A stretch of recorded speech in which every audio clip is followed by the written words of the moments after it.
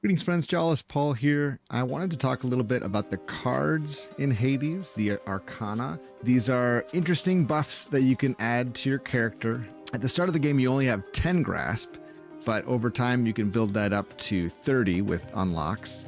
And then you can unlock these cards with dust, and you pick up dust pretty quickly during your runs. And you start in this upper left corner, and as you continue to unlock the cards, more and more of these kind of appear, and then you can use them for your runs, but you can only up to a total of 30. So I thought I'd go through each of them and talk about how they work, how to think about them maybe, and whether or not I use them on most of my runs or not. So let's start with the sorceress. Your omega moves or your charged moves are 30% faster. So if we put that on, we can see that our charge move goes that fast versus that fast. It's maybe difficult to tell exactly how that improves things, but in a game like Hades where everything is going really fast, I think 30% is not negligible. It's certainly noticeable if you are using a lot of omega moves, especially. Then we have the Wayward Sun. After you exit a location, restore 5 health. This is pretty basic. If you want to think about it in terms of coins, if you have to heal yourself regularly, that's going to cost a certain amount of money. So it has a monetary value, I think, that is not insignificant. Then we have the Huntress. While you have less than 100 mana, your attack and special deal plus 50% damage. Now, it's important to note that this is only for your basic attack and special. It's not for your charged attack or special, because it doesn't say attacks or specials. That's how you can tell in this game whether something affects either just the basic attack or the charged attack, is whether or not it has attacks, then it'll affect both, or if it has the omega sign, the charge sign or whatever. That's how you know that it's for the omega version of that attack or special only.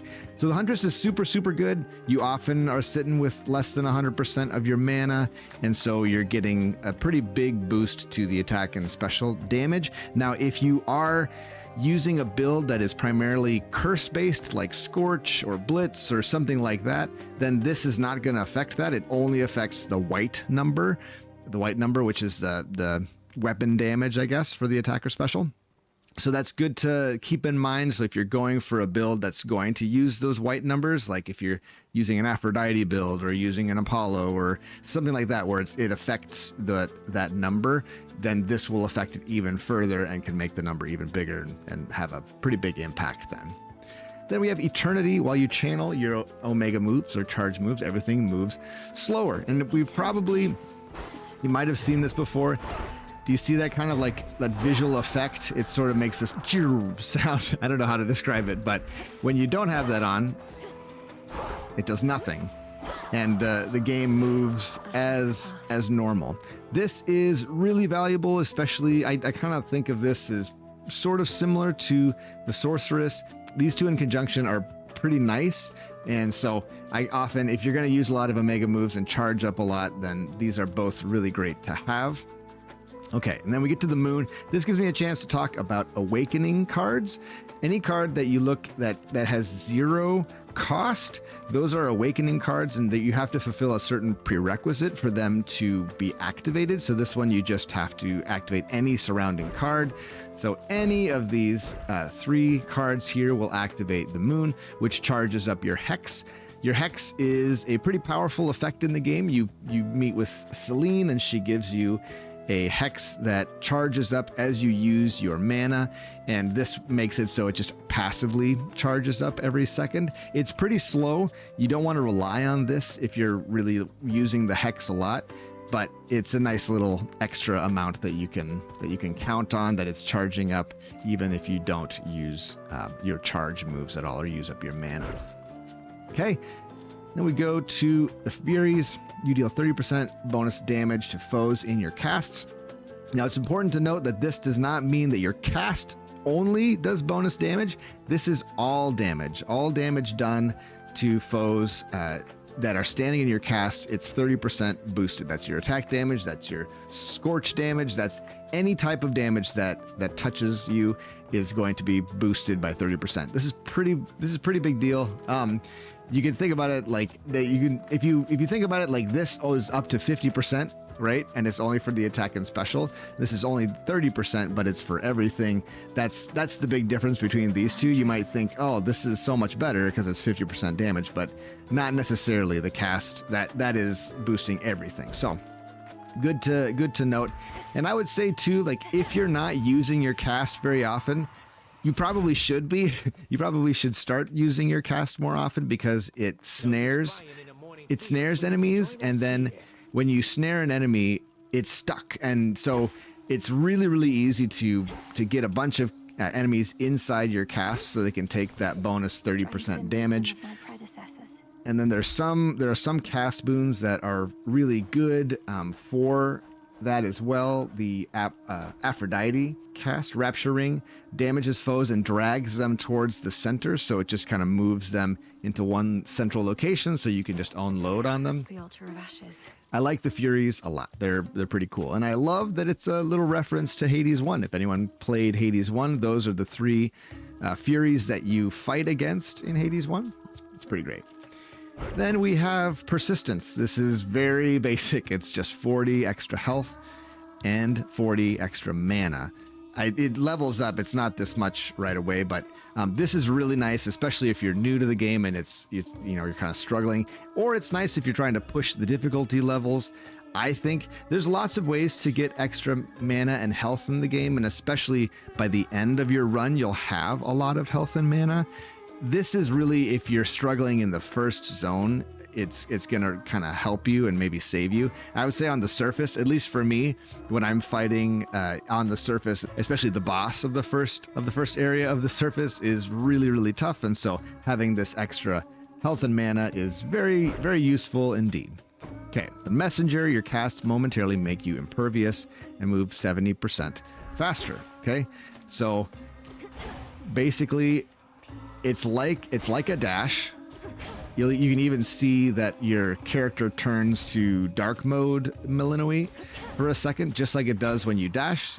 You notice that dark mode version of your character. And if you take that off, you notice it doesn't do that, and it doesn't speed up your character at all. So this is really nice. You can kind of think about this as a second dash, right? If you're coming from Hades and you're like, hey, why don't I have two dashes? I only have the one. It's not quite as fast as a dash, but it is much faster than just regular running. Okay, the Unseen. We've gotten to our first 5 cost card. These are, very expensive. Very, very difficult to equip too many of these. Restore 10 mana every second. This is pretty good. It's useful, especially if you're using a lot of Omega moves. This is great. The only trouble with it is that it does cost 5, and there are a lot of other ways to get mana. If you've ever looked through, and you'll unlock this to be able to see the offerings from different gods as you play, but each god has what they call a gain, a type of ability that makes you restore your magic or your mana. So if you are thinking that you really need mana and this is the only solution, this is really a bad one in my opinion because of how expensive it is. You want to be thinking about other types of things and other ways to get mana in the game. But it can be a real problem, right? It's a real problem if you don't have a way to get mana back at the beginning of the game, and so you might consider it for a while, but then usually I go for other types of abilities rather than this one, but this is an okay one. Okay, Knight, you have 50% chance to deal critical damage with each move in a combo. And you can see there in combos, it says that it's using different Omega moves or charge moves. And you can look for that little skull with the spikes as a confirmation that it's working. So basically, if I use this and then I use this, do you see the little skull there with the spikes? That's how you know that there's a chance that that you can get a crit. And crits are no joke in this game. It's 200% bonus damage, so 3 times the damage of the attack. It can be very, very nice to have. All right, Swift Runner, your sprint is 10% faster, and it lets you pass through most foes in your way. I don't struggle a lot with being kind of swarmed, but it can happen, and if it does happen, it's a real pain. However, I'd say the spots that I felt swarmed might be like the end the last few zones, or maybe in Oceanus, the sharks, the little mini fish thing that fly up and get you. I don't use this at all, though. I almost never do. I don't. The 10% faster is kind of hard to notice, and the passing through enemies could be really useful, but I don't find a lot of problems with hitting enemies that much while I'm trying to run around, so I don't use this very much. Next, we have death. You get 3 death defiances. When you fall to 0, you restore 40% of your health and mana. It's got limited uses per night. There are ways to restore these death defiances. If you lose them, like you can purchase them, or if you see a certain god, they often will restore your death defiances, or if you go to Chaos's realm, which are the little holes on the ground that you can go in, it takes some health, but then you can go to Chaos realm. Sometimes you can get a death defiance. That's a legendary death Chaos boon, but this is pretty basic. It's just basically a try again. You have 3 try agains to do, and it gives you 40% of your health and mana. All right, another awakening card. This one you have to have cards 1 through 5. So if we have these 5, then the centaur would activate. You get 5 health and 5 mana every 5 locations. I go back and check my runs. I typically have maybe between 40 and 45 in the Underworld, and then somewhere in the 50s for the surface. So if you divide that, you get about 50 health and mana on the surface, and maybe about 40 to 45 in the Underworld. Of course, it depends on certain things, but you should expect to get somewhere in the range of that amount of health. Maybe close to what you would get with persistence, but this one's a passive one. So a good one to try for. I don't think it's essential, though, if you miss one. I find that I almost always get the centaur just because it just works out that way. All right.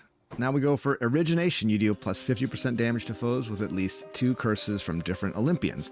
Once again, really important to differentiate the different types of damage boosts that you get. This one is all damage, 50% bonus damage across the board if an enemy has 2 curses on them. It's kind of similar to the Furies. They just take bonus damage, right? It's not like this where it's tied to a specific type of attack or anything. It's all damage. So as you can imagine, origination is a huge damage boost, and it's an incredible card. I think I use it almost every single time. It's fantastic. It's a huge boost, and it's not that hard to get curses. I actually find it much easier to get curses in this game than in Hades 1. So that's kind of how I see origination. Super good, super easy to get. The lovers, you take 0 damage the first 3 times you are hit in Guardian encounters.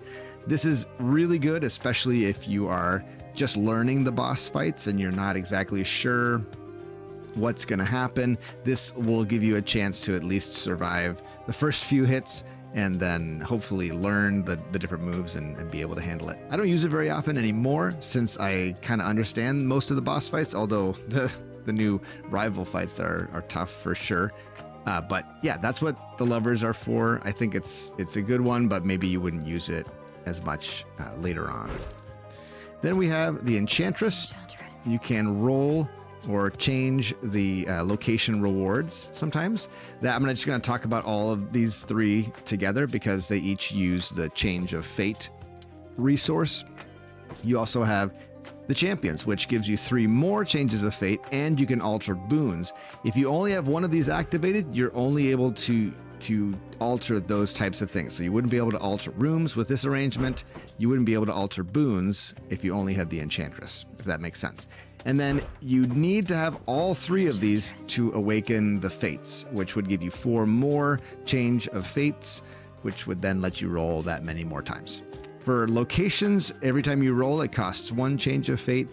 For boons and other choices, it costs an additional for each subsequent one. So if I'm looking at boons of Zeus and I roll once, it'll cost 1 Change of Fate. And then I look at the second set of boons and I don't like those either, and I roll again, that'll cost 2 Changes of Fate to roll a second time, and 3 and 4 and onwards. So it gets very, very expensive if you are changing, if you're trying to roll within a set of boons themselves. Okay. So that's what those 3 things do. I think that there are some ways you can get more changes of fate. I think Narcissus gives you change of fate sometimes if you choose that. So something to keep in mind.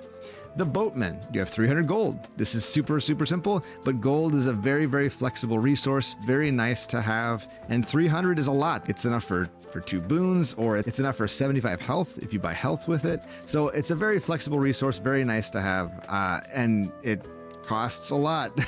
It costs 5 to get that, so it's a good one though. The Artificer. Next we have the Artificer. And that is the ability to change minor finds into a random major find. So if you have dust or if you have grasp and you would rather not pick that up, you can use the Artificer. I think it's like it shows you like push this to change to a major find and it'll change it to health or a boon or something else, right? And that's pretty valuable. I wouldn't say that I use it very often. I find that I get enough boons, but if you felt like you needed more, the Artificer is a good way to get that. Yeah, I wouldn't say I use it very much at all, though. I don't use that very much at all. Okay, we have Excellence. Any boons you have, you find will have 50% chance to include legendary or at least rare blessings. So legendary, I'll use this to a chance to talk about legendary boons. Legendary boons aren't just about the rarity.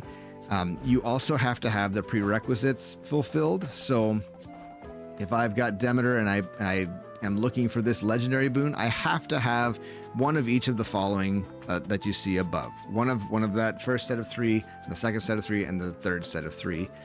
And then it'll be available. Now that doesn't mean it'll show up every boon pack I open, but this makes it so it's 50% more likely to show up once you've met the requirements. That's super, super good. If you're farming for or fishing for legendaries, this is a great way to do that, and it also increases everything to be at least rare. However, it's very expensive. 5 grasp is a lot, right? So keep that in mind, I guess. I use it a lot, but I rotate it with the Boatman. I kind of go back and forth between these two. I almost always have Origination on, but then I go back and forth between the Boatman and Excellence.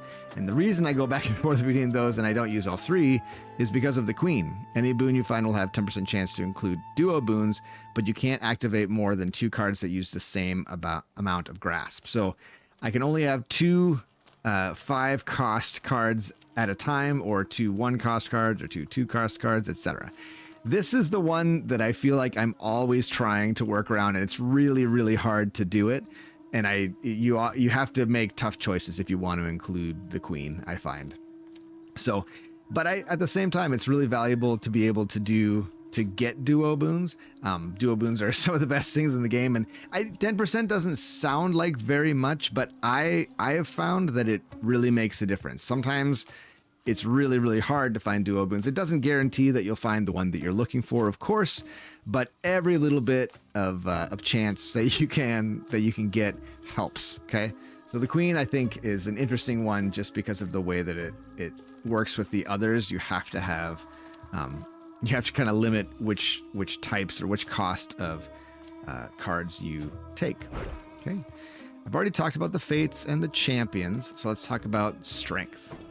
Okay, so I kind of think about Strength in opposition to Death. With Death, you get 3 Death Defiances. With Strength, while you have no Death Defiances, you take 40% less damage and deal 20% more damage. This is a really, really good card. And initially I was like, oh, I'm never going to use that because I always want Death Defiances, right? And if I've lost my Death Defiances, I'm going to buy them back, right? I'm going to get more Death Defiances. But Strength, having 40% less damage taken and 20% more damage dealt is so, so good. Once again, this is 20% damage across the board. It's not just tied to one type of attack or special or whatever. So I use Strength. I think I use Strength more often than I use Death anymore. So take that for whatever that means. I like to just get a huge health pool, and then that 40% damage reduction really plays in nicely. And then if you have like Aphrodite's weak as well, it's not additive, right? You don't get 70% damage reduction with the 2. I think it's multiplicative, although I don't know what the actual equation is. Maybe there's someone out there who does know what that is, but Strength is super, super strong, and combined with other types of damage reduction, it it's amazing. It's super, super good. One thing to note though, there are some attacks in this game that just do all of your health. It kills you. And this, it really stinks to fight enemies like that when you have strength, because you don't get a second try. You just die. So for instance, the final boss has some attacks like that. The third boss of the surface has an attack like that. It's terrible. So sometimes you have to be really careful with strength, but I have kind of grown to like this card quite a bit. All right, then you have Divinity. Any boons you are offered have a 15% chance to be improved to epic, and it activates all 5 cards. You have to activate all 5 cards in another row or column. The wording, it's really interesting how they word this, right? Any boons you are offered have a 15% chance to be improved to epic versus a chance to, or at least have rare blessings, right? Any boons you have a chance to be legendary or have rare blessings. It's I don't know exactly what that means, but I will say that Divinity, you get a lot more epic boons, a lot more. This is a really, really important card to activate. And for me, I'm always trying to activate this in any, configuration that I'm using. I've almost always got that card set up. So try to get them all to get across, but sometimes it's not possible. But yeah, it's really, really powerful effect.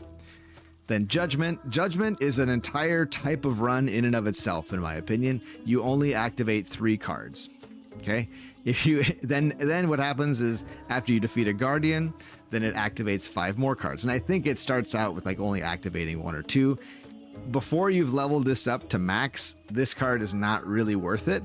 But once you've maxed it out, it's really fun to do a Judgment run where you just have a certain number, just three cards activated, and the rest are all blank. And then you just, whatever you can get, you can get. That's kind of an interesting one. There's one configuration. Let me see. There's one configuration where you get lots. This one is probably the most you can get, because then you could get excellence and you could get, it's like this, right? So with this, you've got several of the awakened boons, and you've got a lot of really good cards as well. But Judgment is a great way to play. I think it's very, very fun to do Judgment runs once you've leveled it up. And I understand that it takes a long time to level these up. And so hopefully this video helps you, because wherever you choose to expand, to purchase or level up one of these cards, it then opens up the ones around it. And so this is kind of a map for you to see where those are, and you can kind of find what you're looking for in that way.